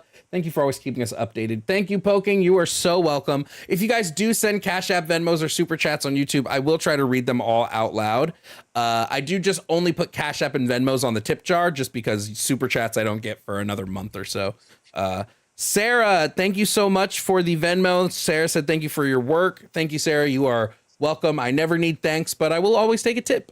Artichoke, you just got in, sensitive Artichoke. But Sig, did anybody else have a question before I move on to Artichoke about what we were just talking about? Okay, cool. Sensitive Artichoke, welcome in. Good morning. How are you doing? What are your thoughts so far on the topics we've been discussing? Hey, can you hear me okay? Yep. Awesome. So first, I do want to fangirl you a little bit because I watch you all the time and you're amazing. I know who you are. I see you in the streams. I've seen you. I know, but I gotta say it. Like, I gotta say it with my voice. You're amazing, and you have built such a wonderful community around yourself. It's really beautiful. And also, hi, Lainey, you're amazing too. That doesn't look as good as I thought it did when I have water stains on my shirt. I just gave you a follow because I like your vibe already. Oh, awesome. Yay.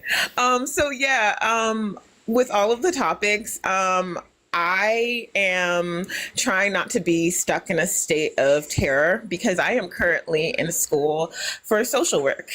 And I want to get into macro social work. So I want to be one of those people that's like pushing things like UBI and universal health care and all of that stuff. And so the current administration is really like taking a blow to those hopes and dreams, because it will be like climbing Everest. And I'm also really afraid of the fact that any sort of restrictions in education will also mean the devolving of the field that I'm in, because it's a lot of people's first experience to things like trans rights, intersectional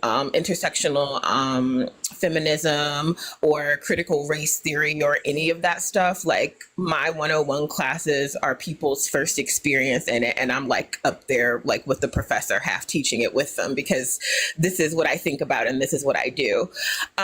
So like that's one of the biggest fears, because I am in class with a lot of people who still say things despite their genuine interest in helping others. They still say things like, well, maybe if we stopped talking about race, it wouldn't be such a problem anymore.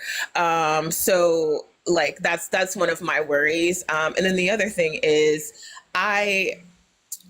I'm a little heartbroken because I grew up in Washington, D.C., so that's where I got the majority of my education, but I lived in Florida for 4 years before I moved up to Massachusetts. And I moved to Massachusetts out of survival. Living in Florida for a Black, queer, femme presenting person, especially because I lived there partially under the Trump administration, it was hell. And it was also a way to understand that the South really is the testing ground for a lot of the things that the far right conservatives want to take nationally. And I see it creeping in where I'm at in Boston. So like that's the thing that I'm really, this has all got me thinking about, is that no place is really safe. And I'll stop monologuing. Never is. We have to remember the United States is built on white supremacy and capitalism, and white supremacy and capitalism always need to harm the marginalized communities in order for them to maintain their foothold on control. To maintain your control on capital, you have to throw everybody under the bus. So one of the things is that I really think we need to do is we need to start building communities more. We need to start building a network of mutual aid. We need to help people. I mean, think back at this. I just was looking at my Instagram DMs, and I had somebody in my DMs like, hey, I'm trying to leave my husband because he's a big raging Trump supporter and I'm a stay-at-home mom and I don't know what to do. And it's like, we have to help people like this because capitalism has made it so that if you're a stay-at-home mom and you want to leave, you're fucked. It's so bad. But I do want to say, thank you to Simon for the Venmo. Simon said, being on the right side of history causes immense psychic damage. Stay strong, everybody. That reminds me, please gift the panelists. The panelists are also up here giving their emotional labor. If somebody says something you like to hear and you're like, ooh, I like that, give them a gift. We will be live for another 30 minutes to an hour with the discussions. Remember, there is unannounced dropping to the people on the panel. And I did just want to remind everybody, if you do want to support the live, there's a couple ways to do so. Remember, JoeVonBradley.com. If you want some merch, you can get you Abolish Prisons and Police t-shirt, Capitalism Death Tour. I'm a fan of the Commie Cunt shirt. So you can do all these things that you want. Also, Alina, if you do want to request and hop in the panel, just let me know. I am doing unannounced dropping on the panel this morning. Okay, that's all the commercial. So go ahead. Can I ask you something real fast and then I'll drop? Yep. So when RFK, because like originally when RFK ran, I thought that he might be good because I was kind of stupid, but like he was running on this like prison system of like a rehabilitation prison system essentially. But like, do you think that could ever happen with him working with Trump? Or do you think that all of his plans like that he was promoting during his like presidential campaign are just kind of out the window at this point? So Trump has been few things. One, I think RFK is an idiot. Two, Trump has advocated for some prison reform in the past. I mean, he did pass some prison reform policies in his first term, but no. Making the conditions better, on making it go away, or making it, easier for people to get out. Like that's not their intention, and they're never going to make it that way. Literally ever. I mean, it's literally legalized slavery. That it's yeah. Yeah, it's right there in the Constitution. Yeah. Also, just a W to K-Space for purchasing a Capitalism Death Tour shirt from my merch store, jovanbradley.com. Thank you, K-Space. Yeah, I also might have to look into that merch. I also would say Liberation Drop 2 is coming. It's just taking a while, but Liberation Drop Part 2 will be here soon. Yeah, I'm also putting money on RFK being out by July. Can I say something real quick? Mm-hmm. One thing that I'm not sure a lot of people know is that RFK also is like wildly popular among the anti-vax community. Oh yeah. And there are a ridiculous amount of people in that community. And the only reason I know this is because when I was a new mom and I was young and dumb and I didn't know any better, I got sucked into the Facebook cult of anti-vaxxers. And I learned very quickly, very fast that was not a good place to be and not a very smart place to be. And luckily I had some very smart friends who were like, hey, vaccinate your effing kids. Friends. Right, like W friends. So, like, I have one that was a nurse, and she was like, "Hey, if you don't vaccinate your kids, we cannot be friends." And so I was like, "Oh, maybe this is important for me to listen to." And so I actually started doing, my own research and then figuring out my own way outside of the indoctrination that they were trying to do. But inside that community, he is like their God. Like, they promote him. Like, there are a lot of people who just love him. So I get people telling me, sorry. Oh no, you're okay. I'm very scared of what that means for us when it comes to our, because isn't he they're putting him in charge of our health, right? Like our food and our health. Health and Human Services, yeah. That's terrifying. Yeah. That includes the FDA and all of that jazz. But it's also an odd fan base, very odd mix of a fan base of the supplement bros and the hippie herbalist yoga moms. So I do think that it was a very shrewd strategic pull for Trump to bring him along and promise him a job. But like I said, I don't think that they're going to jibe very well for very long. Like we said this morning, there's already tension in the cabinet. Conflicts, yeah. the Trump's base, there's already tension, so it's going to be really interesting to see what happens. Alina, good morning, friend. I hope you slept well. Welcome to morning news / discussion. You missed my new format. What was the new format? I do news for the first hour, and then we do discussions on the news. I didn't miss much. I heard. What? Okay, my bad. I was really good. I thought I did really good at news. Well, I mean, you didn't go live yesterday. Yeah, I had a migraine. But Alina, what are your thoughts on what we've been talking about so far? I don't know what we've been talking about. Stuff on the board. Oh. Sorry, y'all. I've been up late decorating Christmas trees. So I've been oversleeping. Yeah, you were on pickles pretty late last night, too. Yeah. And then I was decorating Christmas trees. That's okay.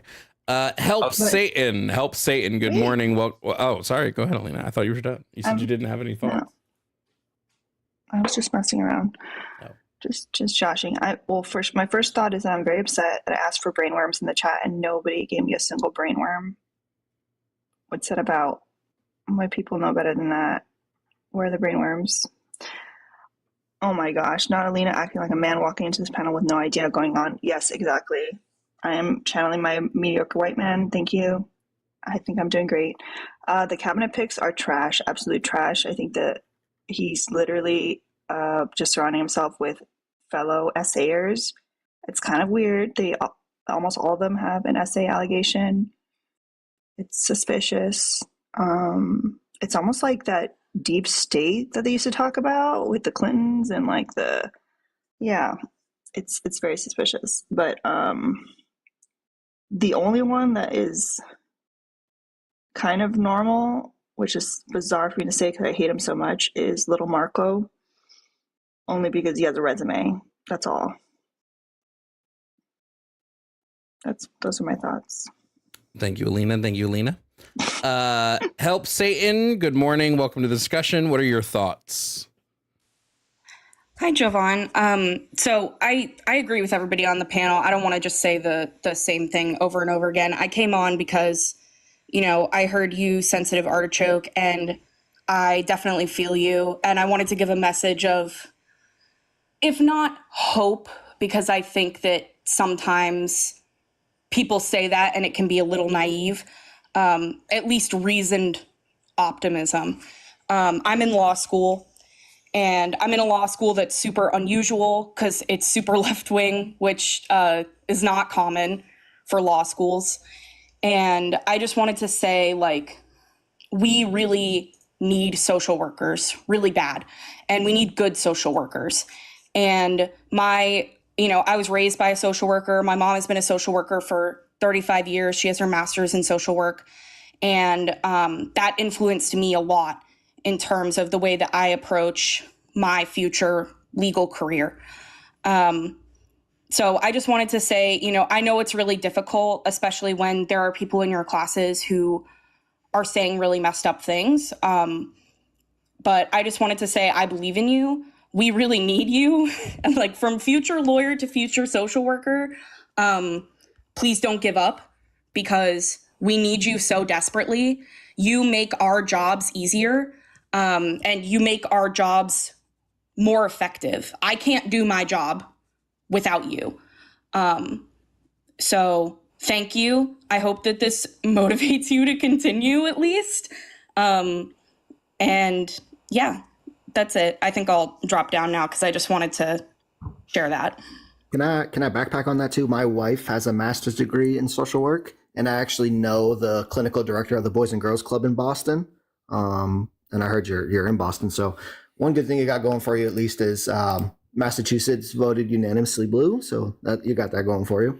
And then the other thing is, herd mentality and groupthink, on a wide scale, is really scary. But you can foster a small community and then slowly expand your reach from there. So that's what my wife did. That's what the director of Boston Boys and Girls Club did. So even if you help one or two kids or 5 people, it's worth it. So hang in there. Yeah, I don't think anyone needs please be a social worker, all that stuff. People want to be social workers. We just need to pay them. That's all. Just pay them. Pay them a living wage. I went to social work school for a semester and a half after I was influenced to leave teaching. And yeah, it was demoralizing. I had a lot of similar feelings to what you were saying, Artichoke, that I was teaching it was in a social work program for social justice, and it was lacking in some areas, let's just say. And I had a lot of the same thing with some of the students who had very much conservative views, and it just didn't seem to jibe with the work. And it was demoralizing. It was difficult. So I commend you for hanging in there. You're stronger than I was. I want to invite Corey to speak. Corey, welcome to the panel. A lot of background noise there, Corey. Sorry. Morning, everyone. Is my background better? I mean, it sounds like you're in a wind tunnel, but we can hear you. I'm sorry. Morning, guys. I was just gonna ask, and then I'm gonna drop down. I guess basing on the message of hope, I was gonna ask. I mean, I guess we're all expecting the worst to happen from this new presidency. Is there any sort of reversing of the damage that could come about after his presidency? Because this is hopefully his last. I don't know if there's any fears of him throwing out the Constitution and establishing himself as a dictator. Hopefully not, but barring craziness like that, can we reverse the damage? I mean, let's hope that the Lord takes him if he does decide to do that. Yeah. I mean, you guys would have to fight like hell, definitely, to change it back if that does happen. Also, like, how old is Trump now? Like, I don't think he's very likely to make it through the next 4 years just based off age alone. One of those cheeseburgers can escort him to the Lord. I think if Trump meets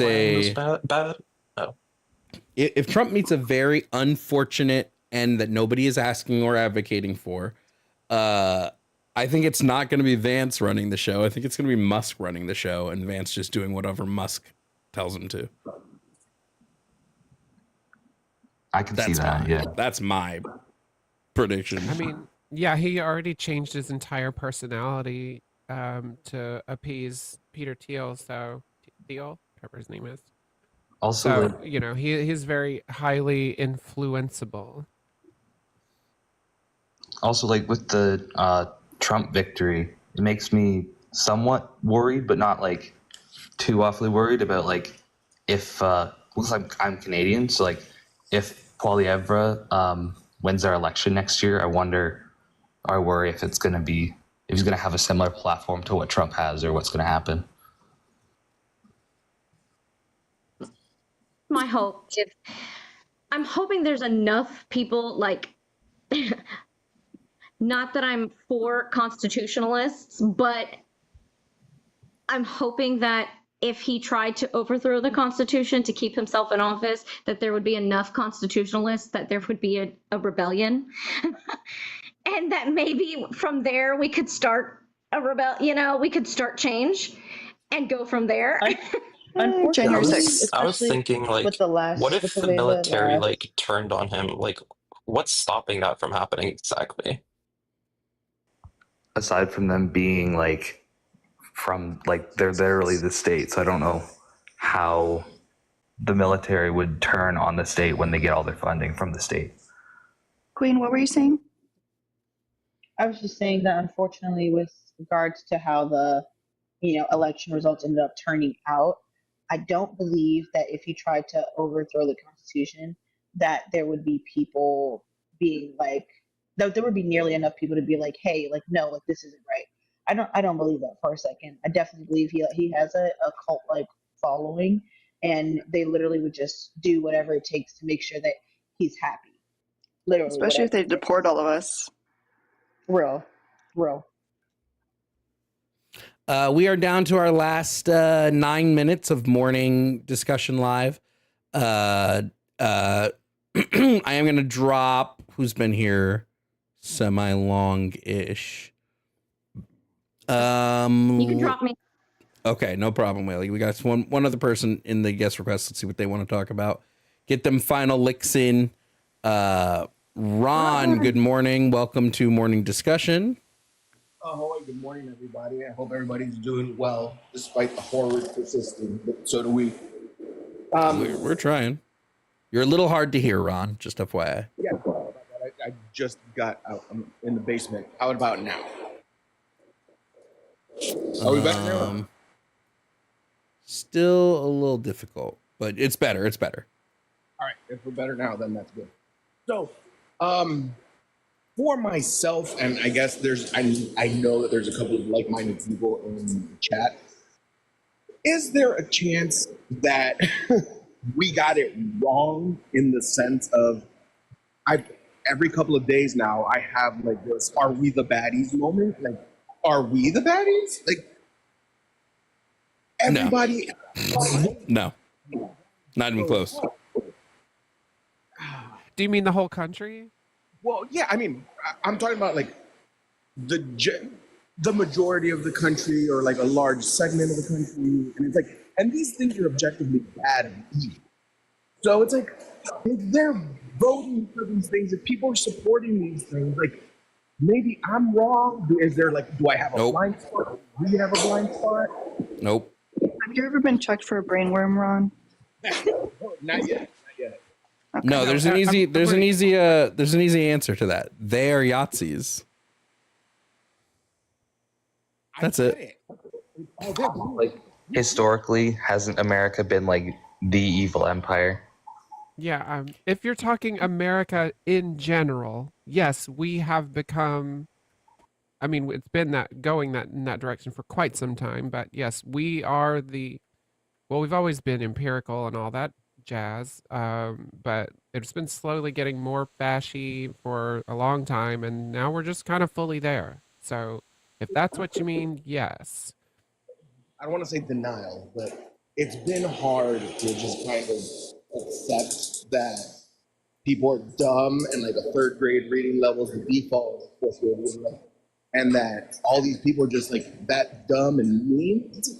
But I know these people, like I've broken bread with these people. What's happening? So I've been struggling a lot with it, where it's like I kind of want to deny and be like, there's something I'm not seeing. I have a blind spot. There's something I'm missing. What is it? And I figured you guys are the smartest people I know. So let me know. The answer is they really are that dumb. Disinformation. No, they really are that dumb. I'm sorry. You've had the fall for the disinformation. You've had 8 years at this point. You've had 8 years to recognize the shit Trump has done. You've had 8 years of people pointing out to you how he's lied, when he's lied, who he's lied to, how he's stolen from people, how he tried to steal an election, how he was held criminally liable for rape, how he was, civilly liable, criminally liable for falsifying business records. You've had all the information. At this point, if you don't get it, it's on you. And I don't want to, I said this on Instagram last night, and I got a bunch of people angry when I said, if you have the ability to, if you're not financially supported by your like family members, and you continue to engage with them, like if your dad is a raging racist Trump supporter and you go eat at his house every week, you're co-signing it. You're not safe for marginalized people. If your aunt is constantly on Facebook talking about how trans women are men and blah, blah, blah, and you continue to engage with them, you're co-signing it. You don't need these people in your life. And by keeping them in your life, you're hurting every marginalized person that you are connected with. Full stop. And if you're going to keep them in your life, embarrass the shit out of them. Like, tell them they're weird. Like call it out publicly. Yeah, and can I several family members off for being bigots, because I'm literally like, as I'm unlearning, my own ingrained, biases, and I'm unlearning them, and I'm like, it's very simple. Don't be a bigot. And then if you decide that you are going to be a bigot, I don't have space for you. I just don't. And Ron, there's nothing weird about not being seduced by fascism. Like, that's not the weird thing. The weird thing is falling into it. Like, don't. And there are also a lot of things that people feel very strongly about that are like stupid. So I also wouldn't let that make you question yourself. Yeah. Yeah, I listen, I understand that sometimes relatives can change, but I'm sorry, I don't have space if after 8 years of, hey, this is bad, they're still going, I don't care. Right? Like, I don't have space for you. Like, that person is still a danger to marginalized people. If they voted for Trump, they were a danger to marginalized people. Don't get me wrong. If they voted for Democrats, they're not like that much better, but like Not they're off the hook completely. They're not off the hook. Yeah. But like if What if they're center right? If they're center right, get the fuck out of my face. Evil, Stop being a evil, fence evil. sitter. I actually hate center right because like you're just on the fence, bro. Make up your mind. Javon, I'm center right, dude. That's not nice. Oh well, Alina, who are you trying to fool? that Alina's proving that communism is a alt right ideology. I love prisons and cops and what else? Church. I love church. Church is great. That was what I was going to mention, actually, is that like our flavor of Christianity in this country is just loves licking boots. Like they True. are love to really taste the leather, primed honestly. from birth to love authoritarians. So and true. authoritarianism. It is ingrained in their DNA. And so that is one of the, I mean, and that's why you're seeing it so like tightly woven in, in fascist agendas, And I mean, honestly, it's kind of like also woven into how Christianity works. Mm-hmm. Yeah, it's like my way or the highway. Yeah, my biggest thing is like I'm not willing to put marginalized people in harm's way because you want to fucking see your dad. Fuck off. Sorry, I'm done. I'm done protecting your fifis because you are not. And I mean, I'm only talking about people that have the ability to do so and don't, because you're too weak to have a conversation with your parents and say, I don't want to be in this relationship anymore. That's who I'm talking about. It's you. Yeah, it's not me. It's the fact that mom and dad are racist. Anyway, that is it for our morning live today. We'll be live tonight at 5 p.m. on Twitch and YouTube and possibly here doing one-on-one debates. But that's all for morning discussion. Remember, we do morning discussions. I'm gonna try to every Monday through Friday, 8 a.m. to 10 a.m. First hour will be news. Second hour will be discussions. Okay, remember the stream is brought to you by JovonBradley.com, where you can pick up any of the Liberation merch we have. Thank you to everybody who tipped. You guys make these lives possible. Thank you to the panelists. If you want to gift the panelists, if you like what they said, please do so before the live fully ends. This live question: did you get the bounce house? I did, yeah. Yay. Yeah, I'll send you pictures. With a slide? Yeah, with this water slide, yeah. Yes.